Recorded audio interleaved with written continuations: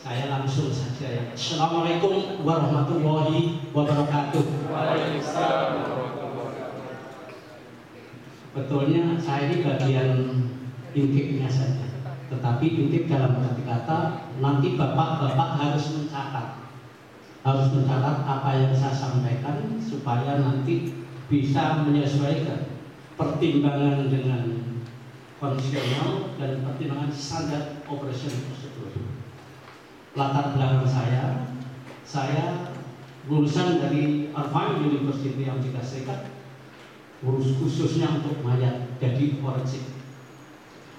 Samping itu saya juga belajar hukum internasional karena ada korelasinya antara forensik dan hukum internasional di Amerika Serikat. Saya bicara mau awal dulu. Forensik di sana sangat berbeda dengan forensik di sini.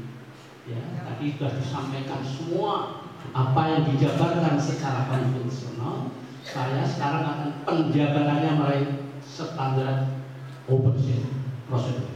Bapak dicatat ya, dicatat nanti umpan baliknya kepada kita untuk dimanfaatkan di Indonesia khususnya. Saya bicara tentang tadi mengenai kematian. Kematian di dalam ilmu forensik itu ada 3. Kenapa ada 3? 1, kematian pertama adalah berhentinya fungsi jantung. Kedua, berhentinya pergerakan daripada pernapasan. Yang ketiga adalah tidak berfungsinya otot. Otot itu akan melemah. Jadi otot manusia itu akalnya akan melemah. Keempat adalah fungsi otak. Pergerakan otak tidak bisa bergerak lagi dengan catatan. Itu ada di rumah sakit namanya EEG. Jadi pada saat kita ditaruh di UGD atau ICU, Intensive Care Unit, itu ada pertimbangan namanya EEG, itu Electronic Encephalography. Jadi dipasang nanti, saya jelasin satu. Jadi kenapa kematian tadi? Jadi istilahnya adalah yang dimaksud kematian itu adalah hilangnya fungsi vital dalam tubuh manusia secara permanen. Jadi fungsi jantung, fungsi paru, fungsi secara nggak bakalan balik. Terus kedua, ada alat ukur di dalam ilmu kedokteran. Jadi ada alat ukurnya. Masa-masa sakaratul maut itu ada alat ukurnya. Alat ukurnya adalah pada tubuh kita sendiri. Pada posisi tubuh kita normal 98 derajat poin 6 derajat Fahrenheit, 90 derajat poin 6 derajat Fahrenheit dikurangi environment suhu temperatur pada sekitar kita 70 derajat Fahrenheit minus 1,5 per jam. Saya terangkan satu persatu. Suhu normal pada tubuh manusia, pada anatomi tubuh itu adalah 98,6 derajat Fahrenheit, itu kalau nggak salah 37 derajat Celcius. Terus sekarang 70 derajat Fahrenheit, nah itu ada di lingkungan kita. Biasanya kurang lebihnya hampir 29. Jadi tadi 98,6 derajat Fahrenheit dikurangi 70 derajat Fahrenheit dibagi 1,5 per jam. Jadi kenapa 1,5 jam? Pada suhu kita akan mengalami sakaratul itu berkurang suhu kita. Setiap jam berkurang 1,5 derajat Celcius. Dan itu menunjukkan saat kematian. Nah, sekarang kembali lagi. Tadi bicara mengenai sakaratul maut dan tempo daripada kematian. Kalau kematiannya di rumah sakit, kalau kematiannya di rumah sakit, ini parameternya adalah di rumah sakit dimasukkan ICU itu maksimal 1 bulan. Pasti mati, mesti loh. Kan tidak menurut di atas, mesti mati. Nah teorinya begini.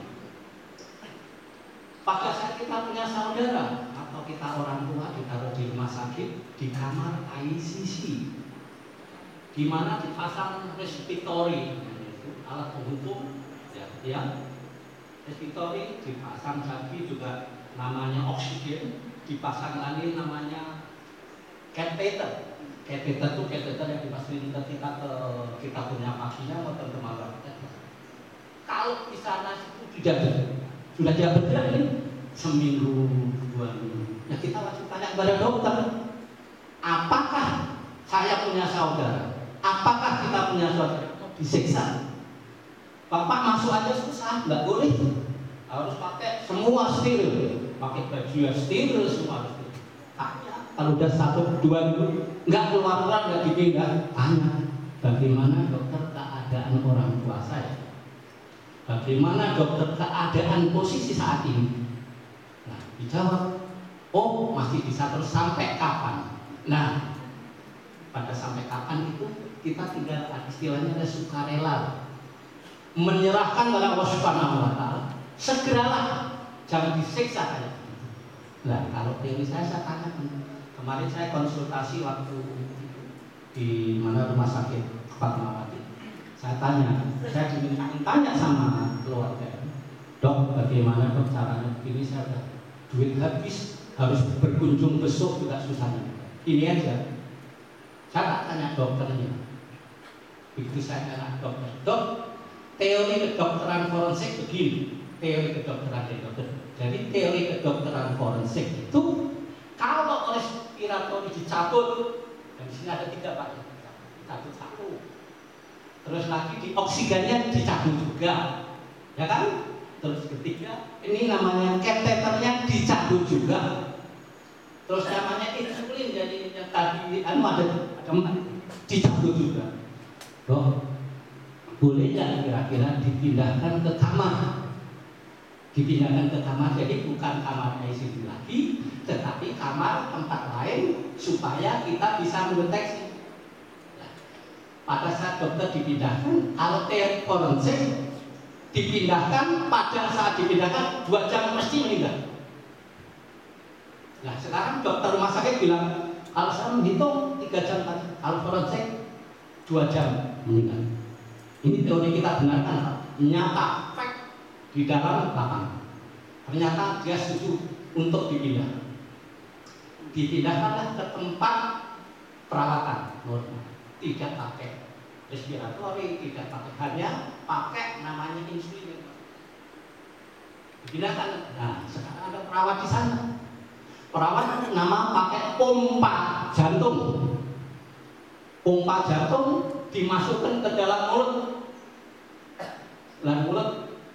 Jadi tadi yang saudara masukin pompa.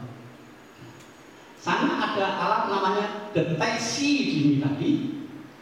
Kalau Bapak lihat di jantung begini, ya aku nanam. Nah itu di pedoman Bapak ya, ini supaya dicatat nanti.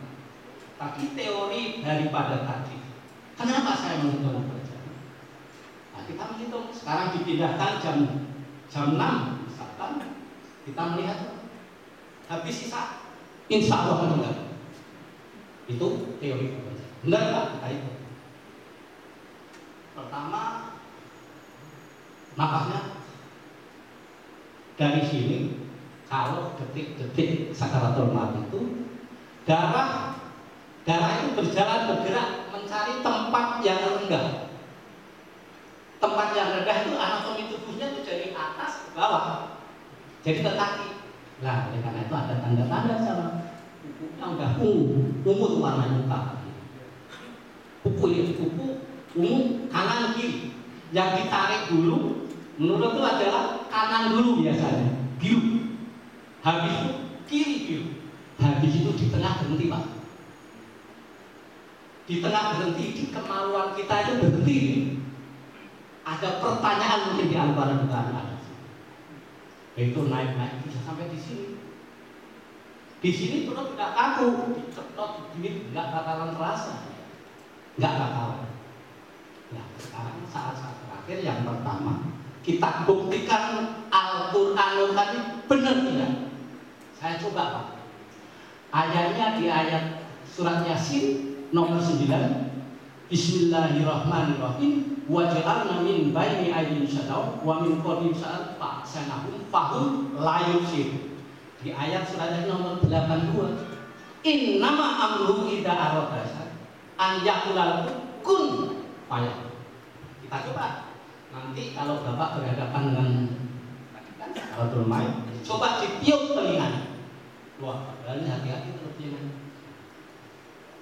Nah, jelas ditiup telinga, sampaikan itu tadi. Nama saya Purnomo. Tolong ya Allah, kalau memang dia cepat meninggal, segera kita baca tadi surat tadi. Itu keluar Pak, keluar sakaratul maut, angkat tangannya ini. Pertama, tangan kanan ini, padahal tangan kanan diinfus, ngangkat ya. Kedua, 10 menit lagi, kita coba lagi, bacain itu lagi, kita panggil lagi, keluar lagi. Yang terakhir tinggal sisa 5 menit Pak. Nah itu dites di dalam EEG tadi, deteksi tadi, fluktuasi daripada tekanan jantung sampai meninggal. Sekarang tinggal 6 menit Pak, kita coba. Inna lillahi wa inna ilaihi raji'un. Posisi daripada di sini, posisinya sudah 20/10, tidak ada darah yang mengalir ke atas, semuanya ke bawah sini, tinggal habis. Kita lihat, ya kalau kita melihat orang udah melihat di sini ya, roh sudah ada di sini Pak, roh di sini, itu deh, rek, udah habis. Baru kita innalillahi wa inna ilaihi raji'un. Jadi Bapak tolong dicatat tadi namanya rumus Geiger tadi 98,6 derajat Fahrenheit minus 70 derajat Fahrenheit dibagi 1,5 per jam tekanan darahnya. Itu saat-saat kita dicatat ya Pak, yang nanti bisa tanya kepada. Sekarang mengapa kita sebut sakaratul maut? Itu ada sudah disampaikan. Karena orang ada meninggal, kalau idah kedokteran, meninggal secara alami, tidak sakit meninggal, masih nyupir meninggal. Sekarang ada yang meninggal karena penyakit. Jadi orang kalau meninggal karena penyakit, hati-hati. Saya sebutkan ada 3 penyakit sini. Namanya penyakit TBC, tuberkulosis, menular. Itu menular. Bapak hati-hati dalam memandikan mayat. Nanti SOP-nya saya beri. Kedua, penyakit HIV-B, hepatitis B, menular. Ya. Terus yang terakhir adalah kanker usus. Kanker usus itu ususnya sudah tidak berfungsi. Ya, tiap jam itu kering ususnya. Jadi 1 cm itu usus harus dipotong. Kalau usus dipotong harus dipasang kateter alat penyambung. Nah, itu kalau orang sakit kanker usus buang airnya susah. Kenapa buang air? Nggak bisa diangkat lagi karena tadi yang di tengah ini kering, harus dioperasi. Kebanyakan gagal. Jadi operasi hati itu kebanyakan gagal karena begitu dipotong, disambung, diganti buang airnya ke sini, dibuang airnya dekat sini. Kita punya apa? Pusat. Nongol di sini kadang-kadang tidak berhenti, itu barunya auzubillah min. Jadi penanganannya tidak sembarangan, tidak secara konvensional. Dengan saya bawa ini alat anestesi. Penanganannya harus pakai standar operasi prosedur. Kenapa begitu Pak? Pada saat meninggal, kita meninggal ini masih ada sisa-sisa oksigen yang ada di dalam tubuh manusia. Masih ada sisa-sisa yang ada di dalam tubuh. Sisa-sisa oksigen tadi ditempati embrio. Embrio itu penyakit, tergantung penyakitnya. Karena embrio tadi menghasilkan larva. Ada terjadi yang metamorfosis. Metamorfosis itu perubahan daripada penyakit itu kadang-kadang menyusup pada hati-hati. Oleh karena itu pada saat tajam, lari ke piring, lari merembet ke dinding. Artinya ke dinding ini.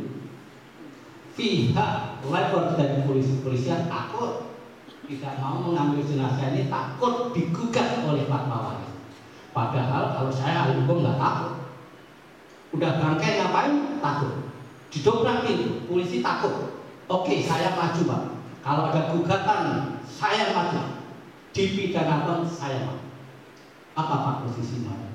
Posisi mayatnya sudah centang ke atas begini kakinya, matanya udah lepas semua. Nah, di belakangnya sudah keluar daripada pakaiannya ini, dasternya dia sampai ke vagina udah bunyinya. Bagaimana ya? Tidak punya itu Pak, itu selaptop polisi tidak bawa, namanya apron, namanya SOP tidak bawa. Lah ternyata bagaimana kita lakukan ya saya potong aja, saya pakai apa itu spanduk itu kebungkus. Kalau tidak, wah itu kan keren, jangan sampai anak kecil kita kena. Nah, itu namanya SOP-nya harus pakai. Dan kita tidak berhak memandikan mayat begini. Itu yang berhak adalah rumah sakit karena kita tidak punya, toolnya tidak punya. Kita kimianya, alat kimianya tidak punya, formalinnya tidak punya, istilahnya macam-macam tidak punya. Harus dibawa ke rumah sakit. Kembali lagi. Satu sini Bu ya. Kenapa tadi meninggal? Ada yang meninggal namanya dari Alzheimer atau demensia. Demensia itu kalau di Amerika itu usianya sudah 95 sampai ke sehat. Masih sehat. Kalau di sini saya usia 69 Pak. Usia saya. Alhamdulillah tidak merokok aja sehat aja. Kalau di Amerika 95 masih drive, masih nyupir, masih bekerja. Kenapa? Perbedaan di nutrisi. Jadi di sana Alzheimer, demensia itu lama meninggal. Oleh karena itu sekarang pemerintah Jepang, pemerintah Amerika, pemerintah Korea itu membutuhkan tenaga namanya caregiver. Karena apa? Pada usia itu dia tidak kumpul dengan saudara lagi. Yang merapat adalah caregiver, menjaga dia sampai. Oleh karena itu banyak orang-orang kita tenaga kerja Indonesia yang lari ke sana. Tapi tidak dididik secara normatif, tidak ngerti. Padahal harus tahu dan sebagainya.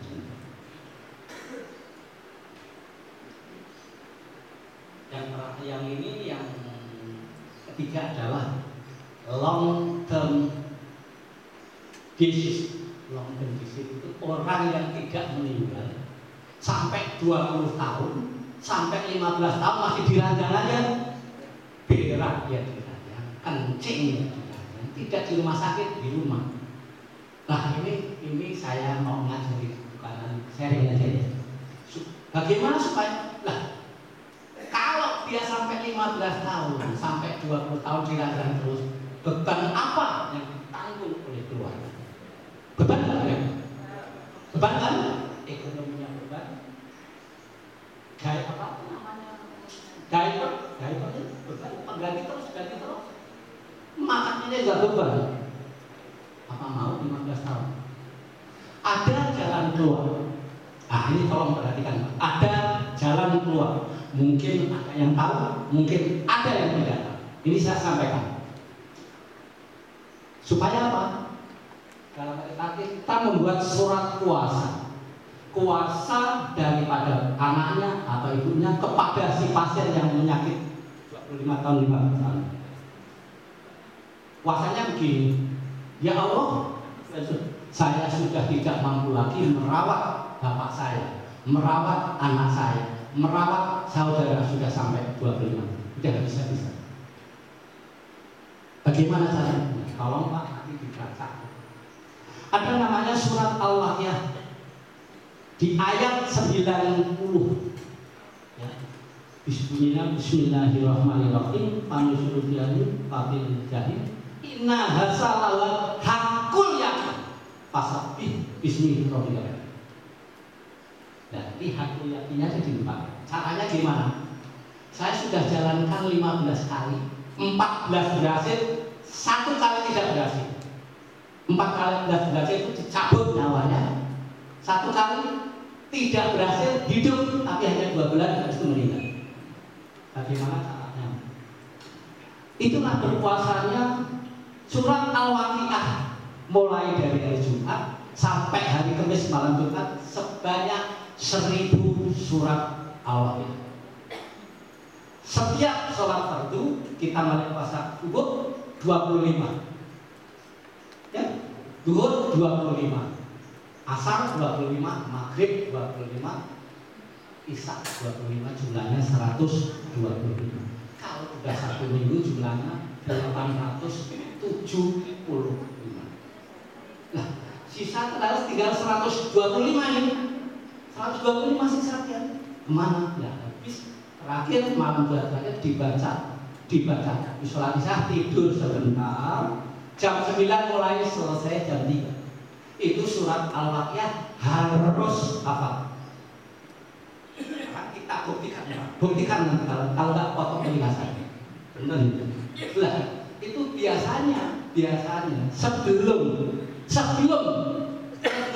baru dapat 87 sudah dicabut. Subhanallah. Jadi innalillahi wa inna. Saya sampaikan ini, saya secara jujur demi Allah, demi Rasulullah sudah sampaikan 14 kali dicabut, 1 kali gagal, tapi hidupnya hanya 2 bulan.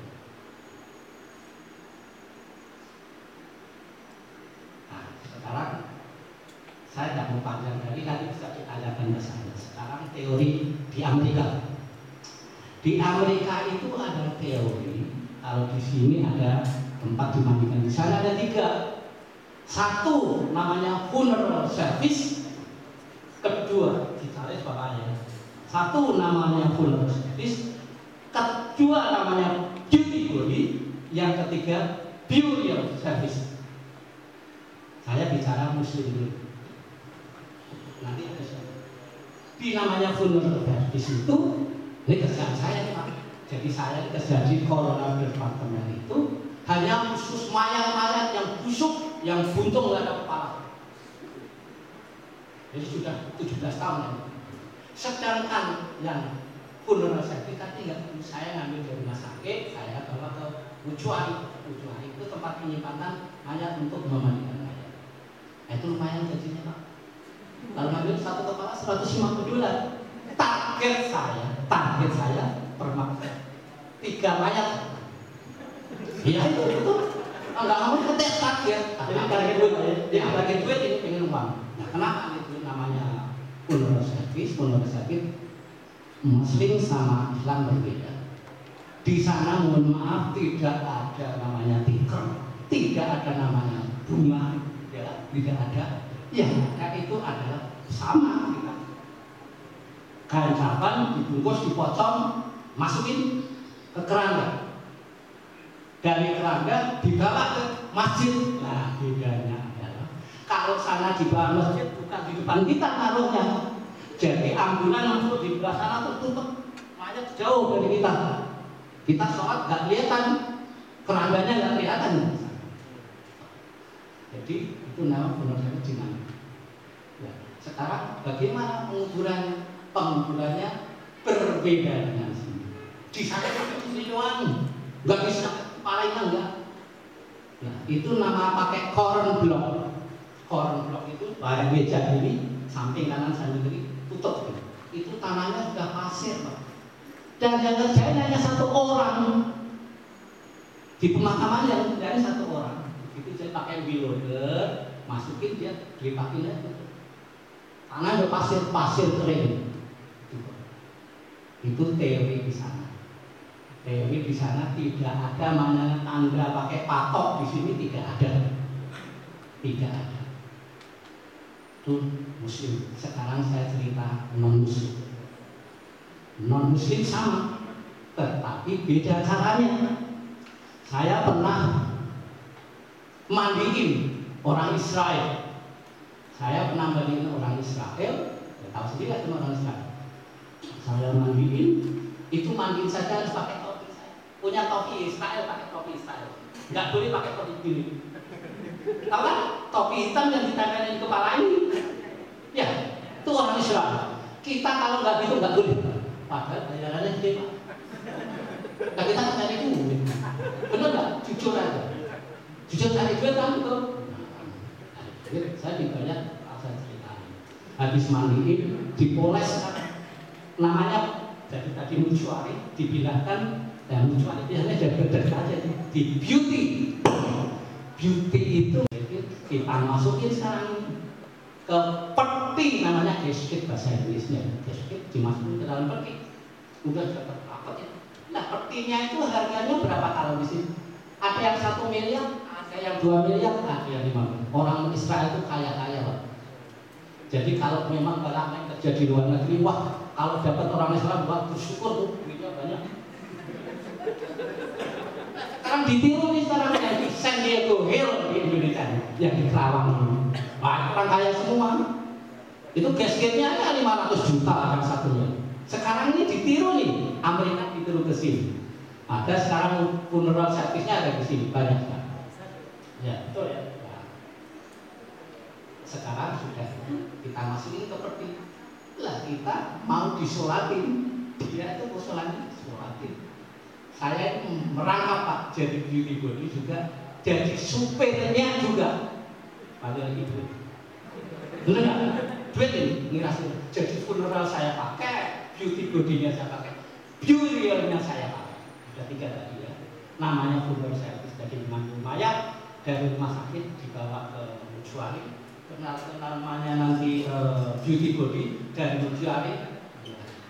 Kita mandiinnya berbeda Pak. Mandiinnya itu semprot yang tekanannya makin jumlah supaya ini semua bersih. Semprot. Digantung ini Pak.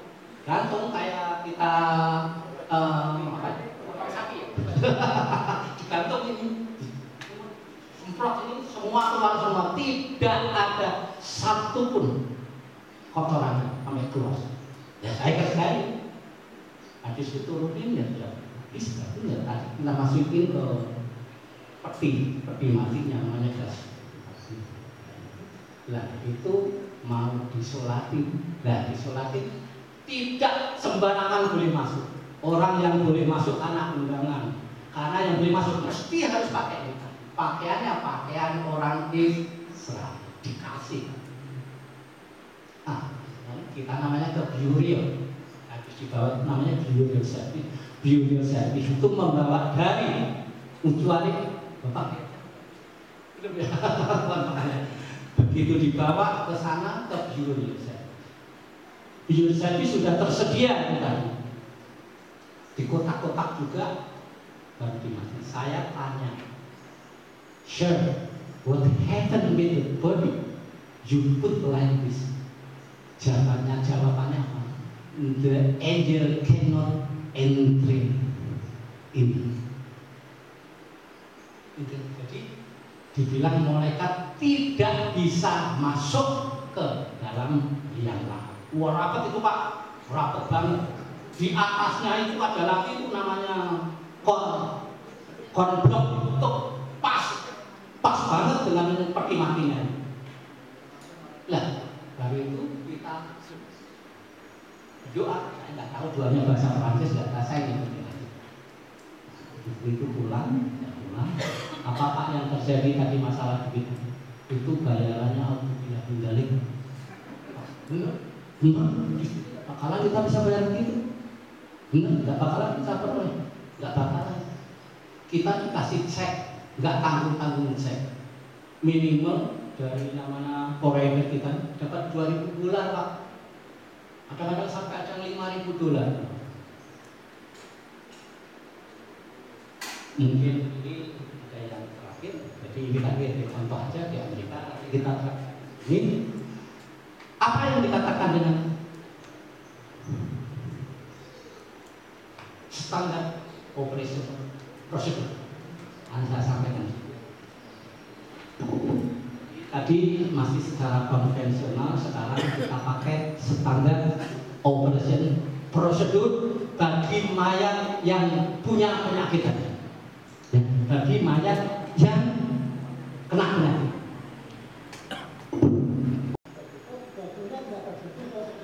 Pakai double apron, plastik di depan, plastik di belakang. Ya kayak kita masuk ke ruang perawat dengan tadi yang ICU. Nah itu harus pakai sepatu, sepatu yang panjang.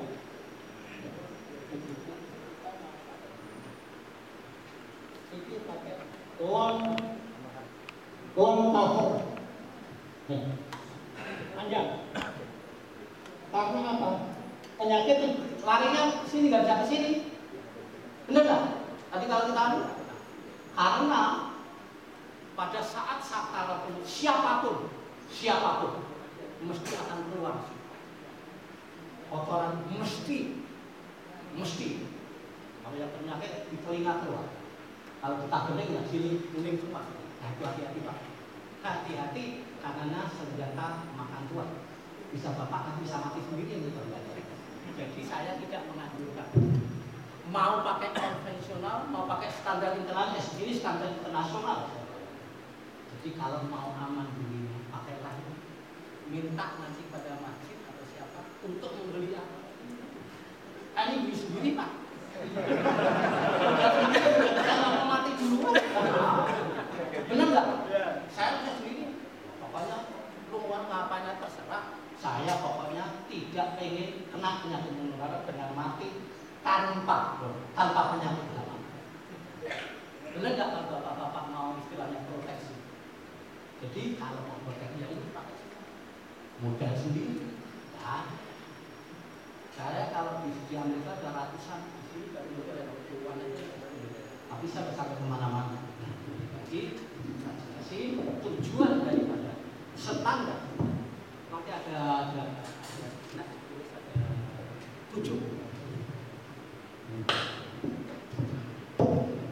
Ini murah harganya, hanya 15.000 sepasang, tapi dalamnya itu yang kuning loh Pak. 15.000 kanan kiri, tapi alatnya ini mahal. Kalau ini murah, ini 15.000 kanan kiri sekali buang, seperti halnya.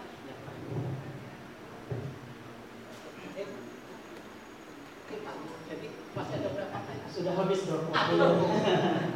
Ya mohon maaf, ini nanti ada sesi hanya jawab. Ya. Hanya jawab contoh bagaimana pertimbangan daripada ahli forensik mengenai Jessica. Boleh tanyakan nanti sama saya. Boleh itu tanyakan sama saya. Saya punya logika tersendiri. Kedua, bagaimana Pak penanganan misalkan apa sih anti-mortem dan apa namanya post-mortem? Nanti bicarakan secara saja. Yang terakhir, saya menginginkan kepada Bapak, sebentar lagi saya akan membuat rumah sakit. Rumah sakit ini adanya di Sentul Selatan. Jadi minta doa dari Bapak. Tahun depan saya akan melakukan batu pertama. Saya sebagai CEO, Chief Executive yang milik rumah sakit ini Pak. Tujuannya adalah 30% non-profit oriented, 7% profit oriented. Saya kembali lagi tadi istilahnya mana Adam Insan bisa bekerja sama dengan saya, bisa minta bantuan kepada saya, barangkali dibutuhkan, saya akan membantu dengan sepenuh hati.